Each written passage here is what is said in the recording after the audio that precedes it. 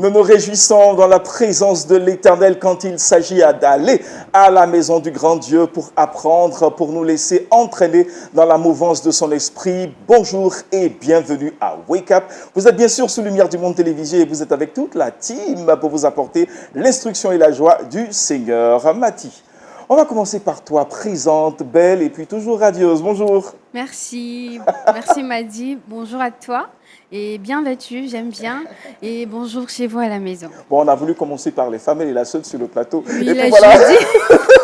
Bonjour Harry. Oui, bonjour Madi, comment ça va? Oui, c'est vrai, tu as le sourire des grands jours quand même. Alléluia, je rends grâce à Dieu, ça va très bien. Et puis voilà, je bénis vraiment le Seigneur. Je profite aussi pour pouvoir dire bonjour à nos téléspectateurs. Que Dieu vous bénisse, merci de votre fidélité, merci pour la force que vous nous donnez à chaque fois. Soyez bénis et puis bonjour à tout le monde. Alléluia, gloire à Dieu. Et puis aujourd'hui, jeudi, nous avons un invité spécial. Il s'agit de notre frère Axel Boiseau, qui est expert en nutrition. Bonjour. Bonjour Madi, merci de me recevoir.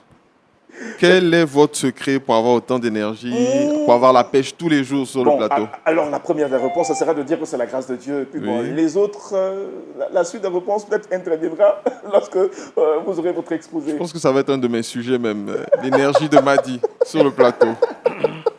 Mais attends, cette énergie aussi est certainement contagieuse parce que notre invité spécial, il est aussi débordant d'énergie. Il s'agit du pasteur Jean-Luc Jaume que nous recevons avec beaucoup de plaisir. Et le partage vraiment de la joie est vraiment communicatif parce que je vois que sur le plateau, on s'amuse bien. Et j'espère que chez vous également, les téléspectateurs prendront également ce même élan. Amen, amen. C'est ce que nous espérons bien sûr. Et rappelons que le pasteur Jean-Luc Jaume est le pasteur principal de l'église des Assemblées de Dieu de Cannes en France. Tout à fait. Et il est par ailleurs aussi membre du bureau national des Assemblées de Dieu. Merci beaucoup, oui c'est vrai. Amen, amen, amen. Et on partira sur une thématique aujourd'hui. Il s'agira de la véritable soumission quand l'amour gouverne. La véritable soumission quand l'amour gouverne. Et pour déjà apprêter nos cœurs à recevoir cette semence incorruptible, prions avec Harry. Éternel, nous bénissons ta présence. Merci parce que tu nous conduis au nom de Jésus. Amen. Amen. Disposons nos cœurs à recevoir donc cette semence incorruptible. Je rappelle la thématique, la véritable soumission quand l'amour gouverne avec notre pasteur, le pasteur Jean-Luc Jaume.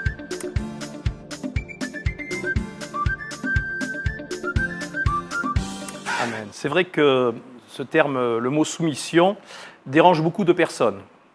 Parce que dans la vie, on a vu des formes de soumission qui ont fait du mal, des abus, des contrôles, de l'injustice, des rapports de force. Et on a souvent associé la soumission à une perte de dignité, à une domination, à une faiblesse. Et parfois même dans le domaine spirituel, ce mot a été mal utilisé. On a manipulé, on a culpabilisé, on a écrasé. Mais la Bible ne parle pas d'une soumission qui détruit, elle parle d'une véritable soumission. Elle parle d'une soumission qui guérit, d'une soumission qui protège, d'une soumission qui honore. La véritable soumission quand l'amour gouverne. Expliquons ce sujet maintenant au travers de la parole de Dieu. Dans la Bible, la véritable soumission n'est jamais une faiblesse, c'est une force intérieure. La soumission biblique, ce n'est pas se taire par peur, s'effacer par honte, obéir à tout sans réfléchir, perdre sa dignité. La véritable soumission, c'est choisir d'obéir à Dieu et choisir d'aimer, même quand l'orgueil voudrait dominer. La véritable soumission, ce n'est pas un esclavage, mais c'est l'amour qui accepte d'être conduit par Dieu. Un proverbe africain dit ceci, la main qui donne est au-dessus de la main qui reçoit. Développons cela maintenant d'une manière biblique. Et nous voyons véritablement que celui qui était soumis, c'était Jésus-Christ. Il est pour nous l'exemple suprême. Il était soumis par amour et pas par contrainte. Lorsque Paul, dans son épître aux Philippiens, au chapitre 2, nous rappelle ces quelques mots, il nous dit que Jésus s'est humilié lui-même, qu'il n'a pas regardé comme une proie à arracher, mais il s'est dépouillé, il s'est humilié lui-même, se rendant obéissant jusqu'à la mort et la mort de la croix.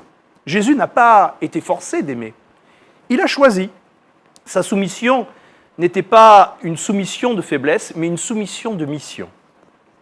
Voilà la définition biblique. La soumission devient belle quand elle est portée par l'amour et par la volonté de Dieu. Ce que cela nous enseigne, c'est que si tu veux connaître la véritable soumission, regarde à Jésus. Il sert, il obéit, il domine, il donne, et pourtant, il est roi. Abraham a pu faire également lui-même cette même expérience. Il a obéi par confiance. Vous vous rappelez certainement de ce que Dieu a demandé à Abraham lorsqu'il lui demande de sacrifier son fils. Qui, parmi nous, aurait pu obéir à un tel ordre de Dieu? Dieu lui demande quelque chose d'incompréhensible et Abraham a obéi. Il a dit cette parole, « Me voici ». La véritable soumission nous dit que dans ce texte, Abraham n'a pas tout compris ce que Dieu lui demandait, mais il a fait confiance en Dieu.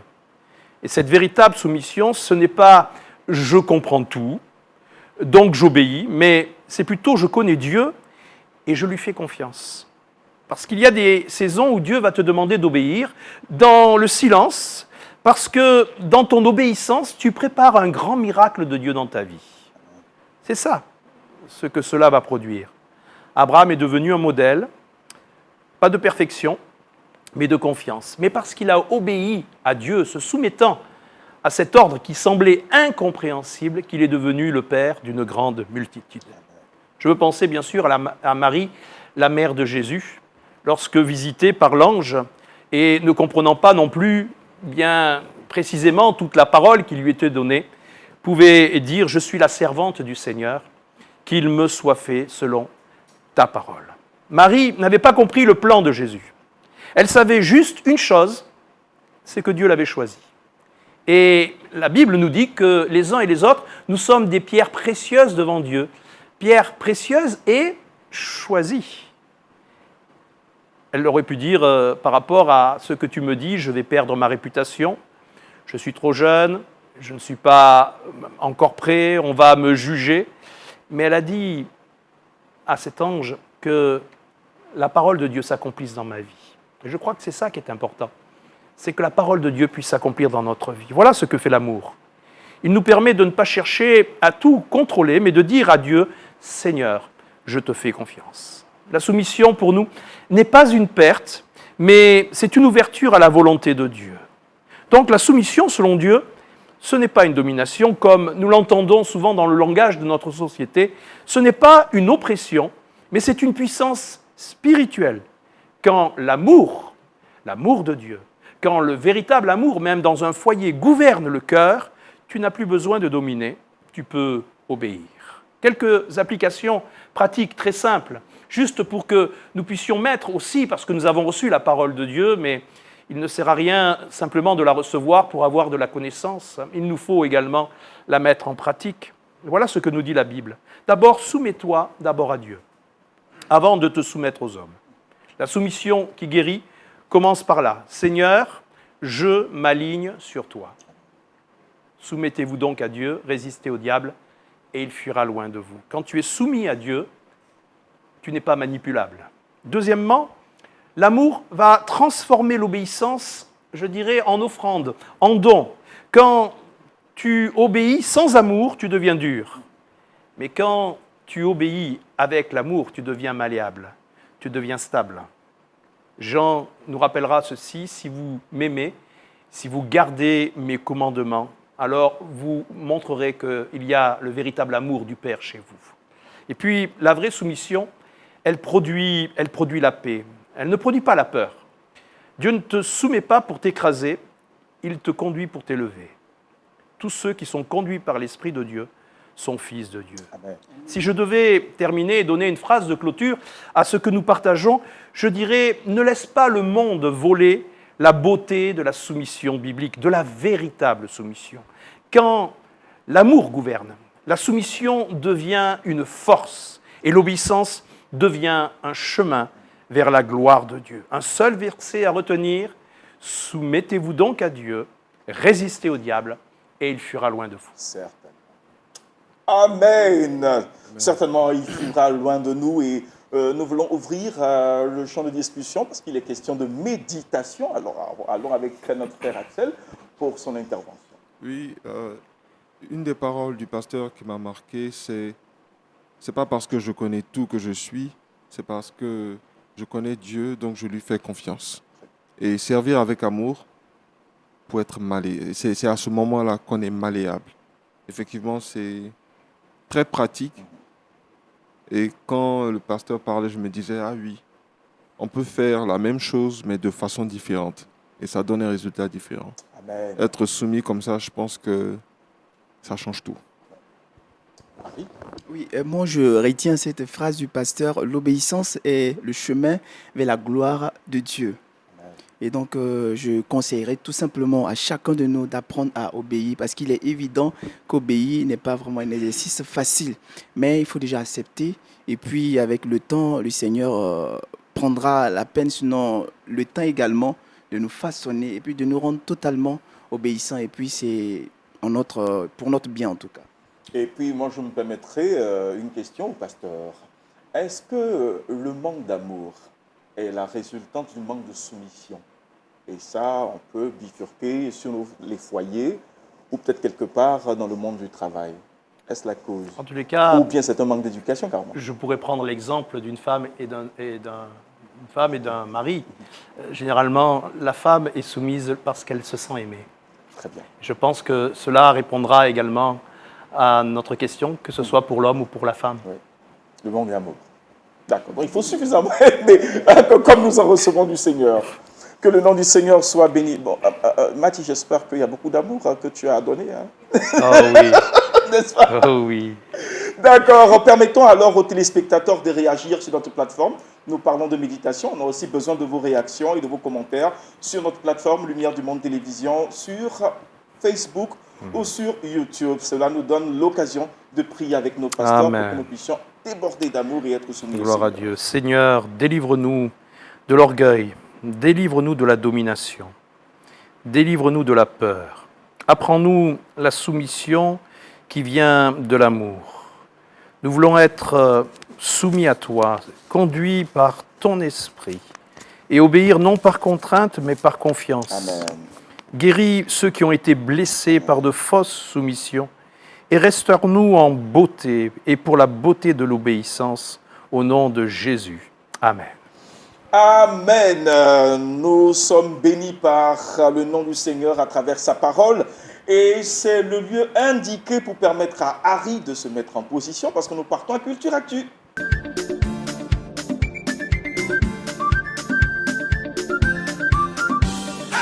Alors nous partons en littérature avec toi aujourd'hui pour découvrir ou redécouvrir ce livre de Rick Warren, Une vie transformée par la puissance de Dieu.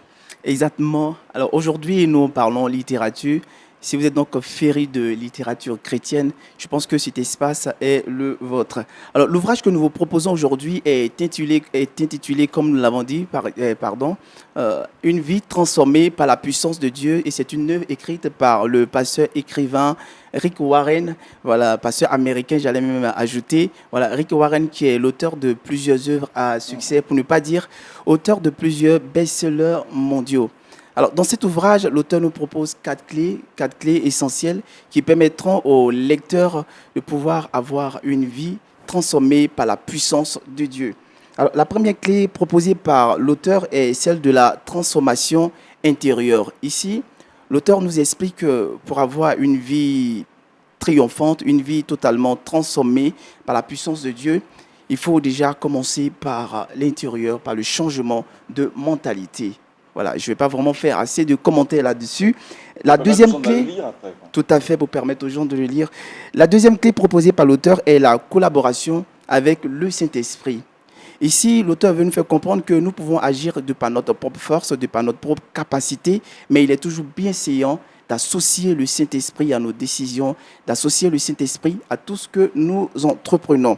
La troisième clé ici est le rôle des épreuves dans la croissance du chrétien. Vous serez d'accord avec moi que les épreuves, quand elles viennent pour nous briser. Mais avec le temps, avec beaucoup plus d'observation, vous finissez par réaliser que l'épreuve, en réalité, est venue pour vous construire, bâtir en vous une certaine force. Et la quatrième et dernière clé proposée par l'auteur, c'est bien sûr le rôle de l'Église, le rôle joué par notre communauté. D'où l'importance d'appartenir à un groupe, à une communauté, ce qui va naturellement nous aider à grandir dans notre foi chrétienne. Alors, si vous êtes soucieux, si vous voulez aider quelqu'un à croître spirituellement, je pense que ce livre, Une vie transformée par la puissance de Dieu, est très bien indiqué. Donc, cherchez à vous en procurer. C'est disponible sur les différentes plateformes de téléchargement, mais également disponible dans les différentes librairies chrétiennes. Et puis, on ne pourra pas dire le contraire, pasteur, de cette instruction de Rick Warren à travers ce livre. Tout à fait. Et je veux noter aussi une déclaration que Rick Warren a faite même dans un autre livre, mais qui corrobore celle que nous avons entendue, qui nous a été exposée par Harry. Il dit cette phrase très juste, il dit « Tout ne tourne pas autour de nous, mais tout tourne autour de Dieu. » Donc que cette puissance qui doit nous transformer puisse être pour sa seule gloire. Amen. Axel Boiseau. Oui, dans les 4 clés, ça m'a fait sourire d'entendre les épreuves, parce que je pense que quand on est chrétien, c'est difficile, surtout au début, d'accepter les épreuves. On se dit, on a choisi le Christ, on est sauvé, et avec tous les miracles et toute la puissance qu'on confère au Christ, on se dit, on va survoler tout, on n'aura pas de problème sur la terre. Et pourtant, on rencontre des difficultés. Et à ce moment-là, c'est là que la maturité, justement, est testée et est créée, d'ailleurs. On comprend que la vie du chrétien, c'est le triomphe. La vie du chrétien, ce n'est pas juste un long fleuve tranquille. C'est clair, c'est clair.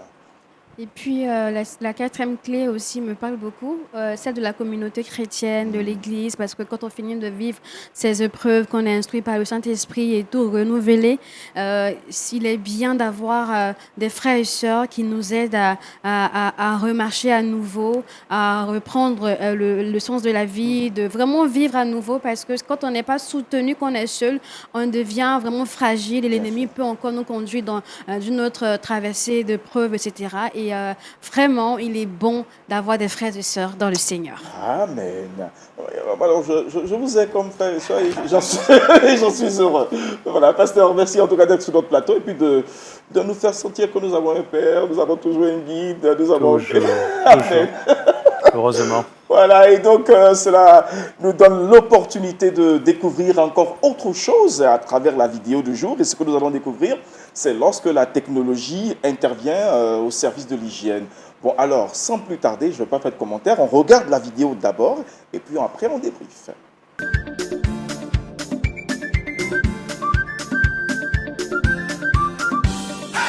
Imaginez des toilettes publiques où chaque passage garantit une hygiène parfaite. Ici, après chaque utilisation, le sol entier est lavé automatiquement et des déchets disparaissent par de petites fentes situées dans les coins. Ils sont ensuite envoyés vers un réservoir de stockage invisible. Mais ce n'est pas tout. La cuvette que vous venez d'utiliser s'éclipse à l'arrière, enfermée dans une chambre de nettoyage. Là, un panneau descend, la recouvre, puis des bus pulvérisent une solution désinfectante sous pression. Elle est rincée, séchée par un jet d'air puissant et réapparaît quelques instants plus tard, totalement sèche, comme neuve. Pour prouver son efficacité, certains ont tenté l'impossible, étaler du beurre de cacahuète ou même renverser des liquides collants sur le siège. Résultat, après le cycle, tout ressort impeccable.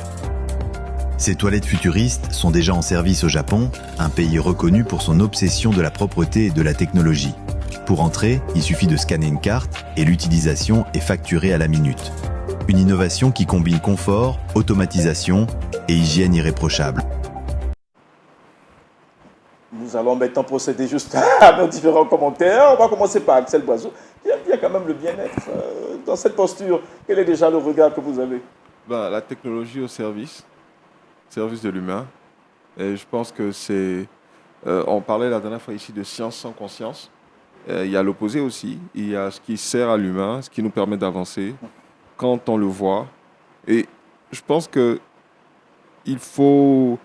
Je reviens toujours à ce verset des Proverbes qui dit que Dieu a créé le monde par sa sagesse et il a développé par la science. Je pense que la science fait partie du fait qu'on arrive, mais on a une autre partie de Dieu à apporter par ses technologies, par ses découvertes. Il ne faut pas se limiter, il faut vraiment chercher à améliorer le quotidien. Je ne sais pas pourquoi, vu qu'on on cherche la vie éternelle, mais Dieu a voulu que cette vie-là, on puisse la vivre avec beaucoup d'épanouissement. Donc, tant qu'on y est, il faut trouver, il faut chercher tous les moyens pour vivre dans les meilleures conditions. Oui. Et puis, dans cette sphère-là, lorsque l'hygiène est toujours mise à jour, on ne peut que mieux se porter, n'est-ce pas, Mathilde? Oui, naturellement, naturellement. Oui, naturellement, comme M. Boiseau l'a dit. Et moi, dans la vidéo, Je pensais que notre conversation continue. Pardon. mais j'ai rebondi naturellement. Oui. Et ce que j'ai remarqué dans la vidéo, c'est qu'il y a deux éléments. On dit que c'est facturé à la minute. Donc, c'est assez impressionnant parce que si on part aux toilettes, quand on a le téléphone portable entre les mains qu'on manipule, c'est sûr qu'on va payer beaucoup d'argent. Ça, il faudra revoir aussi. Et j'ai vu aussi que l'humain a conçu, c'est vrai, avec la science, la technologie qu'il y a, mais on ne voit pas d'humain pour la manipulation. Et ça, c'est du travail qui est perdu pour l'humain. Et ça aussi, il faudra revoir. C'est vrai qu'on parle de technologie, mais tant que ça peut apporter, parce que les frères et sœurs qui travailleront à cerner ces toilettes-là auront du boulot. Et donc, il ne faudrait pas qu'on pense seulement, c'est vrai, le bien-être, mais le bien-être financier et tout, pour les hommes. Et puis, pardonnez, il y a nous aussi qui utilisons les téléphones portables aux toilettes, souvent. Voilà. Il faudra revoir, parce que si je dois payer à la minute, je pense qu'en regardant Wake Up... On va laisser Harry réagir. Oui, c'est mieux. Et moi, je pense que le Japon, tout comme la Chine, voilà, ces pays-là sont en perpétuelle évolution, voilà, du fait qu'ils soient vraiment obsédés par les nouvelles technologies. Et c'est déjà un très bon point. Pourquoi? Parce que ça permet de relever des défis, ça permet de travailler à améliorer les conditions de vie des populations, ce qui est déjà à saluer. Et moi, je vais vraiment relever ce fait-là. Et pourquoi je l'ai dit, l'innovation que nous venons de voir met l'accent sur la propriété et rien que la propriété. Oui, c'est vrai exactement. que par derrière, on pourra revoir, peut-être voir les aspects pécuniaires, tout et tout, mais mettre l'accent sur la propriété n'est pas toujours une chose facile. Pourquoi? Parce que nos États aujourd'hui croient sous le poids des ordures, il y a vraiment l'insalubrité un peu partout. Donc avoir des toilettes hygiéniques, c'est vraiment quelque chose de très important. Et moi, ma prière est que nous puissions vraiment ici en Afrique avoir une telle innovation. Ça pourra vraiment aider parce que les toilettes ne servent qu'à cela. Les toilettes, c'est pour les toilettes, c'est pas un lieu où on pourrait vraiment peut-être se divertir, où on pourrait vraiment faire d'autres choses. Mathie, vraiment, excuse-moi, mais très souvent, on est attaché à notre téléphone, on veut faire certaines choses et le faire d'autres choses, ça va détourner l'innovation de son objet. Et puis, du coup, bon, bienvenue les ordures, la saleté, tout et tout. Donc, pour moi, c'est vraiment quelque chose à saluer et puis à pérenniser, voilà, C'est multiplier. clair. Il faut être concentré, tu pars pour un objectif, tu finis, tu pars. Mais imaginez qu'on rentre dans les toilettes avec les enfants, qui sont beaucoup capricieux. Ça aussi, ça fait perdre de l'argent. Attends, allez, Oui. avec... Est-ce les qu'aider enfants un aux toilettes enfant à aller aux toilettes, pour que les enfants oui, se c'est supporter soulagent. beaucoup de Bien caprices. sûr, bien Donc, sûr. Et puis après, si on réduit au maximum l'intervention humaine, je pense que ça ne peut que aider en fait. Moi, je pense que le fait que ça soit facturé à la minute, c'est vraiment bénéfique. Parce que quand tu y vas, même si tu y vas avec les enfants, tu dis, oh, on y va, c'est rapide, on va dépêchez-vous. Vous voyez? On va laisser notre pasteur réagir. Ah oui, alors, ça part dans tous les sens. Hein. En tout cas, il ne faudra pas faire tomber son portable, ça, sinon tu auras du mal à le récupérer. Mais je pense que derrière tout cela, même si effectivement le progrès amène bien un certain confort à l'évolution, il ne faut pas, comme le disait Mathie, perdre aussi la notion d'intervention humaine. Et il y aura inévitablement de l'intervention humaine, parce que même les moyens qui nettoient auront besoin d'être entretenus par des personnes humaines. Donc tout ne pourra pas être automatisé ou alors asservi à une autre technique ou une autre technologie. Il y aura toujours besoin d'un facteur humain. Après, bien sûr, toutes ces notions de propreté, c'est tellement important. Propreté extérieure, mais aussi songeons à la propreté que nous devons considérer aussi à l'intérieur. Amen, amen, amen. C'est ça le plus important. Voilà, que tout cela ait un rapport avec notre propriété intérieure. Voilà, ça, c'est l'élément qu'il fallait quand même ressortir. Et puis voilà, nous bénissons le nom du Seigneur. Axel Boiseau, Oui, l'homme du bien-être. oui, en effet. On est prêt à y aller. Oui, je suis prêt. Partons donc à l'invité du Wake Up.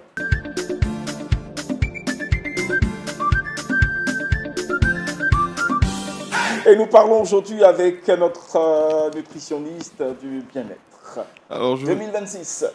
déjà, je ne sais pas si je dois féliciter Madi ou je ne sais pas si je dois lui faire un reproche. Ces transitions sont tellement fluides que parfois on tombe dans le piège. Mais c'est intéressant. En plus de son énergie, il a des transitions très fluides. C'est très intéressant de participer à votre émission. Amen. Alors aujourd'hui, je voulais parler du bien-être. Et c'est Mati qui faisait la remarque. On parle souvent du bien-être de la femme.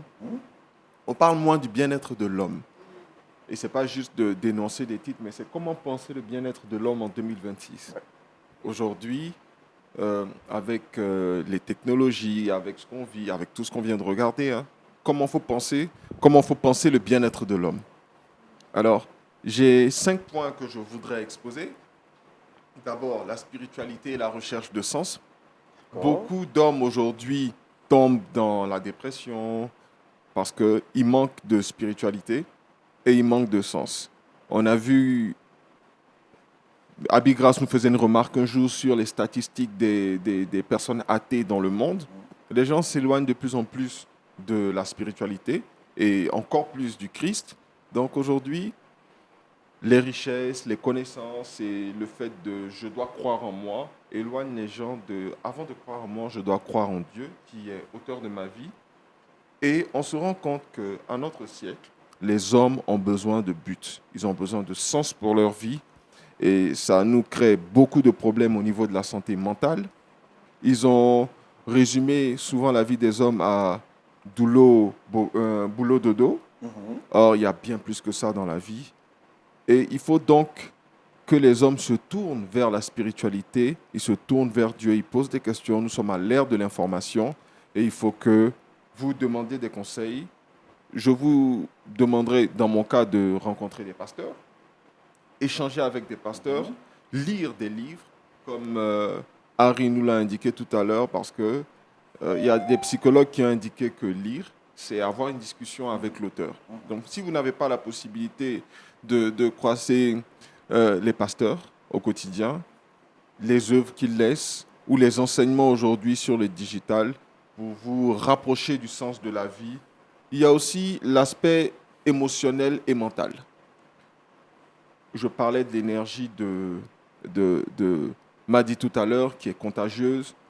Son énergie, sa joie nous oblige à chercher en nous, mais il faut que je trouve un endroit où je peux trouver la joie. Quelle raison je peux être joyeux? Sans y penser, inconsciemment, lorsqu'on est bien entouré, on va chercher en soi les raisons de copier l'émotion qu'on reçoit. Donc si on regarde par exemple les news toute la journée et qu'on voit de mauvaises nouvelles, on cherche en nous, inconsciemment ou consciemment, des raisons de ne pas être heureux, de dire que tout va mal. Et quand on a une énergie positive, elle nous contamine. Ce que les hommes ne font pas forcément à notre siècle, c'est d'être dans des groupes où ils peuvent parler de leurs problèmes, recevoir de la bonne énergie, de l'encouragement. Généralement, on aime bien s'enfermer chacun de notre côté par rapport aux challenges qu'on rencontre. Le problème, et que je voudrais dire aux hommes, c'est que quels que soient les problèmes que vous rencontrez, ils sont évidents pour tous. Vous pensez pouvoir les cacher, mais tous les problèmes apparaissent. C'est juste que les gens n'y prêtent pas assez attention. Donc, il ne sert plus à rien de garder pour soi, par fierté ou pour se protéger des problèmes que vous traversez. Allez en thérapie, ayez des groupes où vous pouvez vous exprimer. Groupe de parole. Exactement. Aussi, il faut penser à notre bien-être physique. On ne peut plus penser à notre bien-être physique comme on le faisait avant. Aujourd'hui, on a des voitures, aujourd'hui, on a des bureaux climatisés, on a de moins en moins d'espaces verts, on fait de moins en moins d'activités physiques. Il faut repenser tout ça parce que, non pas pour l'esthétique, mais vraiment pour la mobilité, pour l'endurance, pour l'équilibre. Et je dis souvent que les pasteurs sont les plus grands athlètes parce qu'ils restent des heures debout à prêcher. Ils font des tournées. Le pasteur a voyagé pour venir. Il va faire la tournée de certaines églises comme il est sur le plateau aujourd'hui. Il entretient beaucoup de personnes. Il écoute beaucoup. Ça demande énormément d'énergie physique. Il faut donc penser que pour les hommes occupés, parce qu'on a des occupations aujourd'hui, de plus en plus, il faut penser au bien-être physique parce que c'est avec ce corps-là qu'on arrive à réaliser tout ça. en 2026, si on devait parler du bien-être, voilà comment je le verrais. Je rajouterais aussi qu'il faut développer la culture générale. Parce que, pour une raison ou pour une autre, il se trouve que se cultiver entretient l'âme, entretient l'esprit. Très bien. Juste lire quelque chose de... C'est un philosophe qui le disait, je crois. Toujours dans la journée, chaque jour, lire quelque chose de compliqué pour le cerveau. Ça fait du bien à l'âme et ça permet de vivre longtemps. Il ne faut pas que ça encourage les gens à rester sur les réseaux sociaux tout le temps, hein, à la recherche d'une culture, mais ça finit par devenir addictif. Non, tout est dans l'organisation. Tout est dans l'organisation. Il faut un temps pour toute chose. On a un moment pour l'émission, c'est le matin, on échange et après on va à nos occupations. C'est bien, par exemple, l'objectif de Wake Up. Wake Up ne se passe pas le soir, c'est au réveil. Donc chaque moment doit avoir un sens et il faut avoir un moment pour échanger. Ouais. Il y a des moments pour l'introspection aussi, mais il faut avoir des moments pour échanger. L'expérience du pasteur en tant qu'homme, au-delà de l'homme de Dieu, même en tant qu'homme, va m'aider dans ma vie, mais il faut que j'ai l'humilité de l'exposer sur la place et dire, pasteur, voilà des moments par lesquels je passe. Ces conseils pourront m'aider. Donc, et ça rejoint le sens chrétien du partage, parce qu'il y a l'enseignement, le pasteur disait tout à l'heure, on ne veut pas juste écouter, on veut pratiquer. Il y a l'enseignement et il y a la prédication. Lorsqu'on a enseigné, on est cultivé. Et c'est bien pour l'âme, pour l'esprit. Mais ce qui apporte le changement, c'est la prédication. Parce qu'il me transmet, par exemple, sa capacité à gérer les hommes. Il a géré l'Église de telle année à telle année. Si j'ai des problèmes de leadership, le conseil qu'il me donne n'est pas seulement le conseil que j'entends.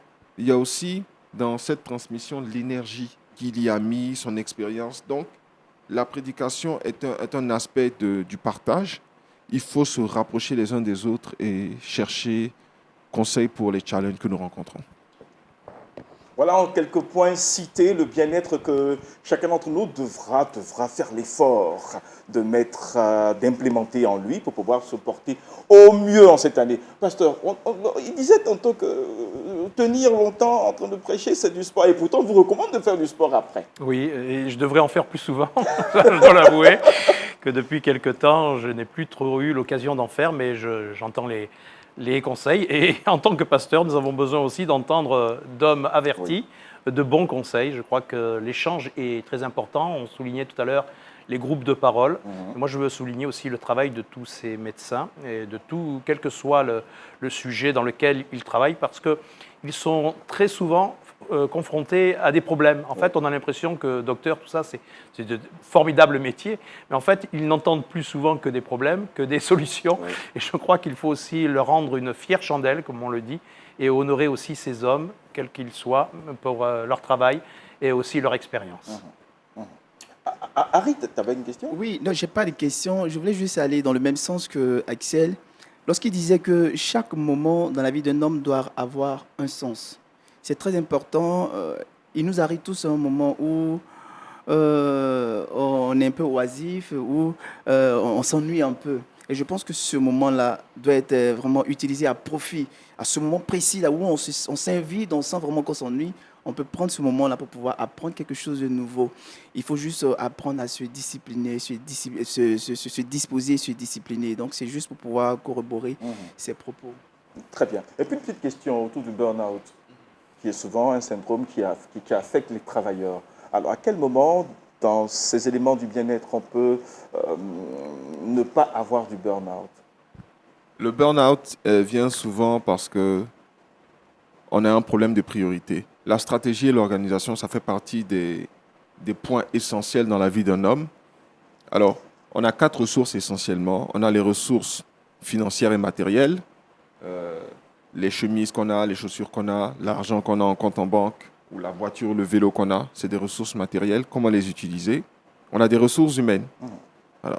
Pour présenter l'émission, on a besoin de Madi, on a besoin de consultants, on a besoin d'invités, on a besoin de cadreurs, ressources humaines. On peut avoir un invité qui est assis là, qui ne fait que regarder, qui ne va pas forcément apporter quelque chose. Ce n'est pas une ressource humaine. Ressources humaines, c'est les gens dans votre vie qui vous apportent quelque chose par rapport à ce que vous voulez réaliser. Les humains sont naturellement des entrepreneurs. Ils cherchent à obtenir des résultats. J'ai faim, je veux manger. Je veux faire plus d'argent. je veux évangéliser. On a toujours un objectif, petit ou grand, donc on a besoin des gens autour pour nous aider à le réaliser. On a les ressources mentales, la spiritualité, le fait de prier, le fait de méditer, le fait de savoir gérer ses émotions, tout ça, c'est des ressources mentales. La culture, c'est des ressources mentales. Savoir dans une conversation comment répondre à quelqu'un, savoir comment éduquer ses enfants, c'est des connaissances qui nous amènent à le faire. Et finalement, les ressources temporelles.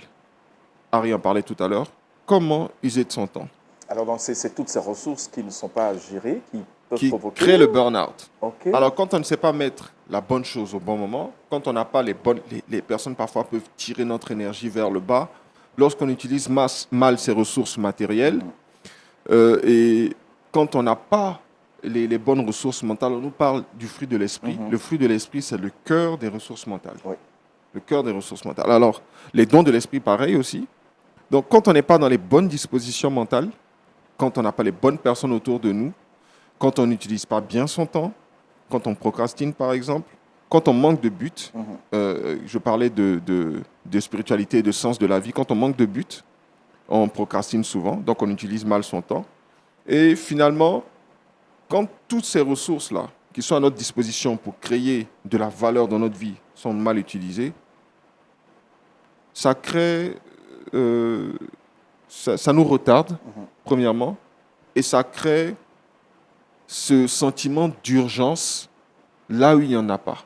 Donc, on essaie d'en faire plus pour rattraper le temps qui, finalement, on ne sait pas comment le gérer, pour rattraper l'énergie des gens négatifs autour de nous ou pour essayer de rembourser des dettes pour un niveau de vie qu'on veut avoir. Mauvaise gestion des ressources, mauvaise stratégie de vie, burn-out. Je crois qu'on a bien entendu, les amis. C'est un bel exposé. Pasteur, il y a une dernière contribution? Ah non, c'était très très bien et très intéressant. Mais c'est vrai qu'il y a des priorités à mettre. Alors, je ne veux pas donner tout le développement que je connais de la notion, je ne sais pas si vous avez déjà entendu cela, le bocal que l'on remplit avec des pierres, des grains de sable avec de l'eau, où on voit que si on inverse l'introduction de ces éléments, on ne peut pas mettre les mêmes choses. Et en fait, les personnes qui assistaient, qui étaient des personnes de la Silicon Valley, pensaient que le démonstrateur leur parlait de faire encore plus, malgré tout ce qu'ils avaient à faire. Mais il leur disait non, il faut d'abord que vous gériez les priorités. Il y a des priorités prioritaires, d'autres qui ne le sont pas, comme nous l'avons évoqué. Et cela, je pense, contribue également à la réflexion d'une manière pratique à ce qui nous a été exposé. Claire. Merci beaucoup, Pasteur, merci pour votre contribution. Merci, Harry. Et puis, merci à Mathie qui va juste garder le micro, parce que c'est avec toi qu'on va faire une transition. Allez, rapidement au Trickbox.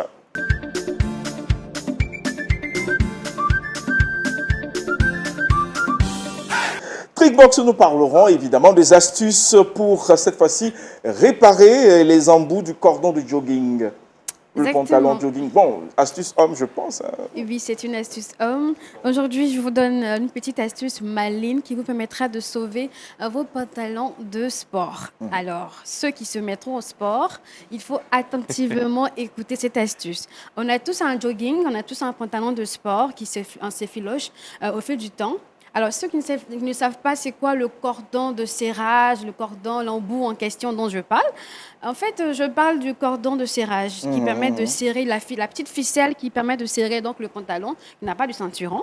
Et le bout, c'est l'embout en réalité. On appelle le bout qui s'effiloche l'embout. Donc, si vous avez votre pantalon jogging dont l'embout c'est effiloché, ça tombe bien, cette astuce est pour vous. Je vous propose 3 astuces ce matin qui vous permettront de réparer expressément votre pantalon effiloché. L'embout en question, ce qu'il faut faire, c'est de manière pratique l'enrouler dans du vernis à ongles. Première astuce. D'accord. Le vernis à ongles pour les femmes, transparent. Vous mettez l'embout qui est effiloché et quand vous retirez, vous mettez dans le vernis. Après, vous retirez, vous passez avec la main comme ça. Voilà, vous passez aller-retour avec les doigts et ça va permettre à l'embout de se scotcher, donc de durcir. Et là, vous pouvez facilement remettre dans votre pantalon. Deuxième astuce, il vous faut aussi un peu de colle. Si vous avez de la colle forte, eh bien, ça marche également comme le vernis. Vous mettez l'embout à l'intérieur, vous ressentez, vous faites passer avec le doigt. Ça permettra aussi de durcir du moins l'embout effiloché. Et la troisième astuce, elle va vous surprendre.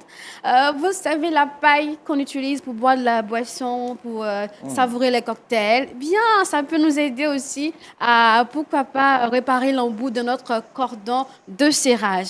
Alors, ce qu'il faut faire, c'est que vous allez prendre la paille, vous ouvrez, pas avec une paire de ciseaux, mais vous allez remettre l'embout qui s'est effiloché à l'intérieur de la paille, vous coupez et puis vous passez au brûleur. Partiellement, pas pour brûler totalement, mais partiellement. Et ça vous fait... ça durcit le bout. Ça durcit le bout. Et vous avez l'embout de votre cordon de serrage qui est réparé. Et puis, bon, je vous propose de regarder cela en vidéo pour la troisième astuce.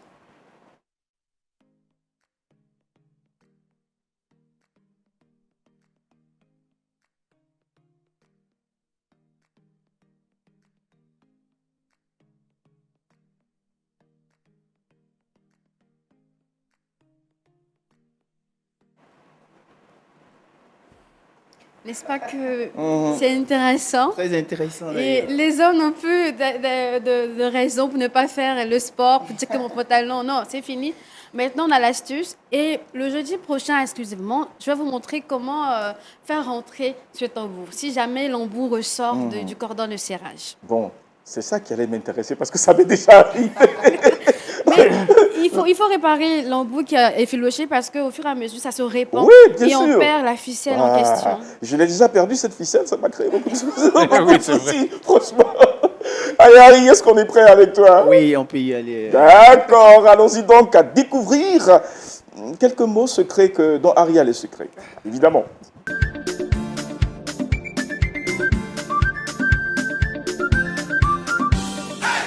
Nous partons à la découverte du mot Une paline. palinodie. Alors, je prononce avec syllabe. Palinodie. Palinodie.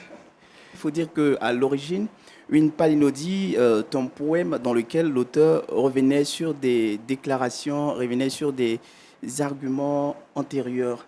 Voilà, d'où le sens de révocation ou de volte-face. Alors, je vais vous donner une image. Un poète peut, écrire, par exemple, la femme est un être angélique. Donc, au cours d'un poème, il écrit cette phrase. Et donc, après, il va revenir pour se dédire. Il dit, par exemple, que la femme est loin d'être un être angélique. Et donc, cette phrase devient une palinodie. Voilà, revenir sur ce qui a été dit initialement.